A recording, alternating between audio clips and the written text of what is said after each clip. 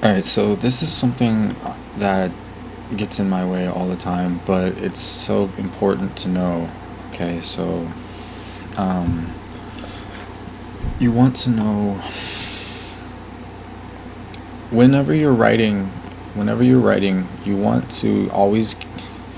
It's okay if you're just flowing with the idea and getting something that sounds good. Like I love this sound, but the thing is I'm gonna need it to not peak, and I need to be able to remember that there's going to be headroom in the long run. So sometimes what I would do is I'll put like a short, like a basic master just to keep it going, and you work and you build into that master, and you can write into that master.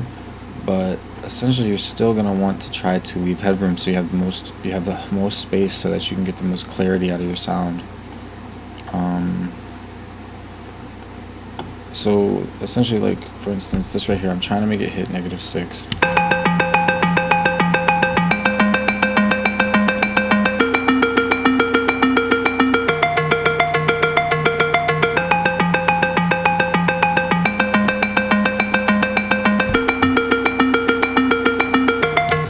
Okay, see, now that's good enough. And then right here we're trying to hit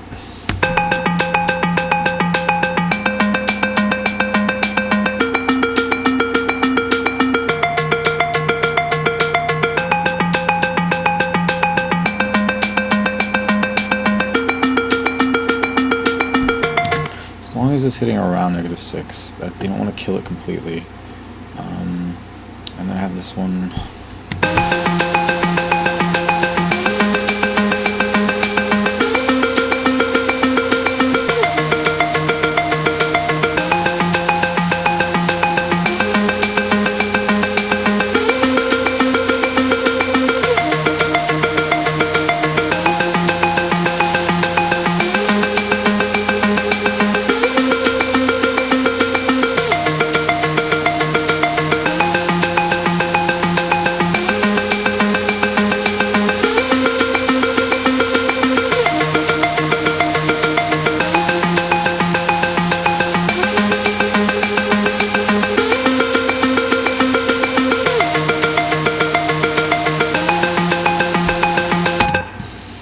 I'll go ahead and take this compressor and then here. Let's go ahead and bring it down and see where we're at.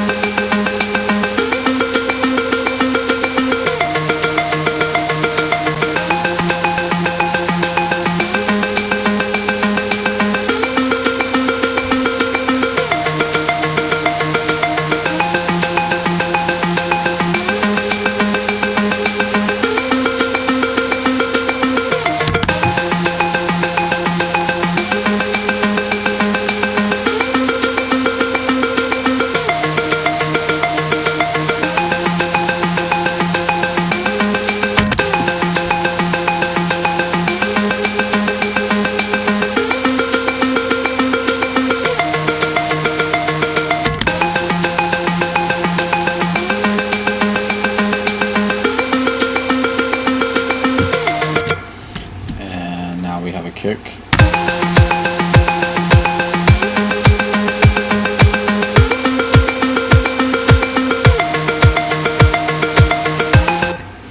Now, see now that we have this is a basic mix. Now you could have normally these tracks you'll end up with at least 100 sometimes with these big tracks, these sounds like this, because you could build on this for hours and whatever.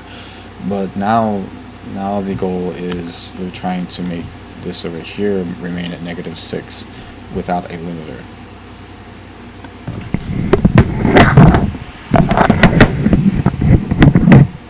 And so then the way you're supposed to do that is, the reason why you want to make all of this hit -6 after you put on all your effects, and I guess like the real point of this video is to say that you want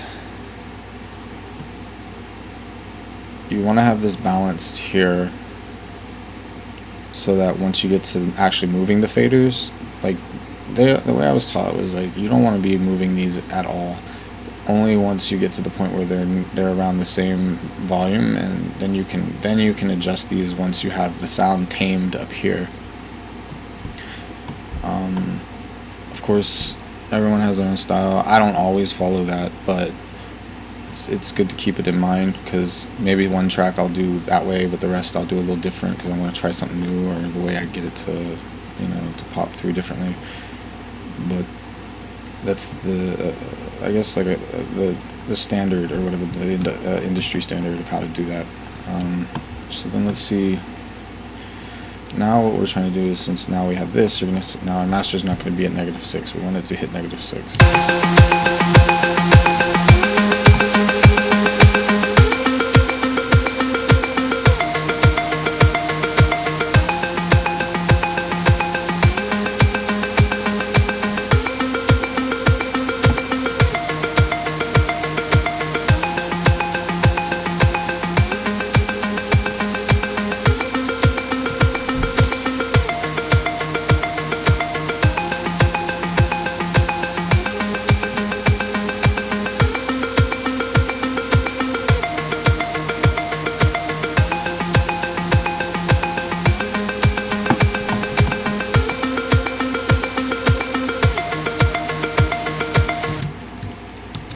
And we can go ahead and save.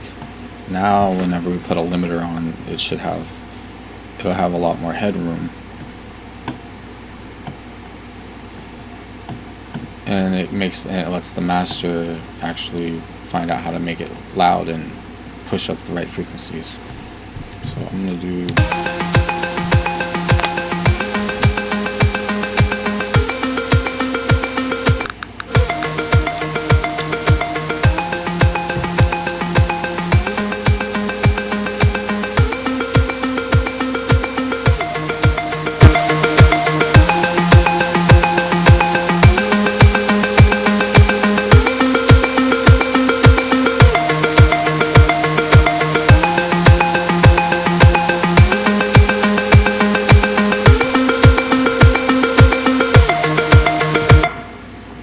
So now we're hitting 0 or -1.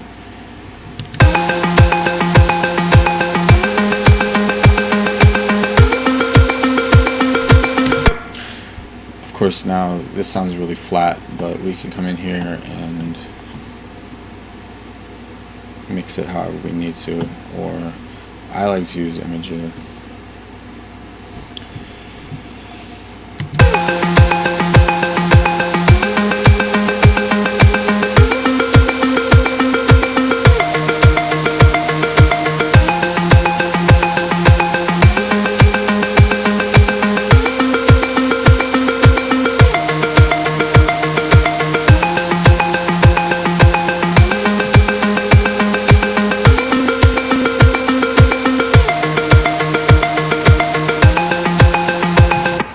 And since I did the master assistant, it's going to push up this, but that's also because I didn't really put an 808 or a bass line in here.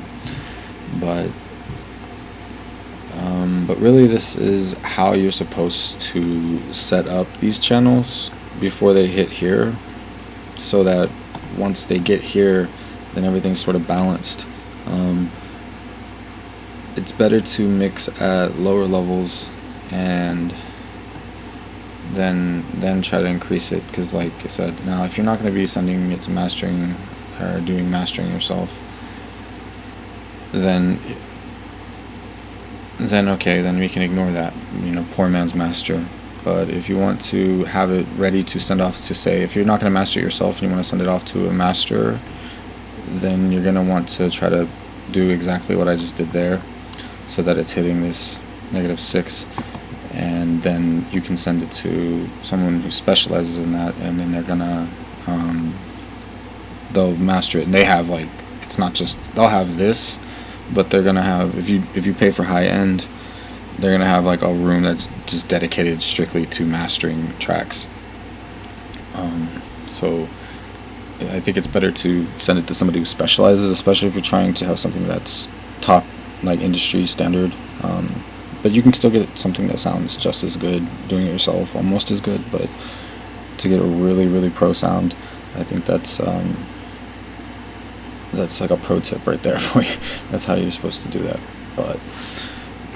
But then again, a lot of this music is becoming really, really do-it-yourself type of stuff. So it may not matter, but that is how you would be expected to make it way easier for your mastering engineer to be able to send it to him like that. I'm sure there's more to that, but that's just kind of the basis for, I guess, mixing and having it ready for them. It just makes it easier. I hope that helps. And yeah,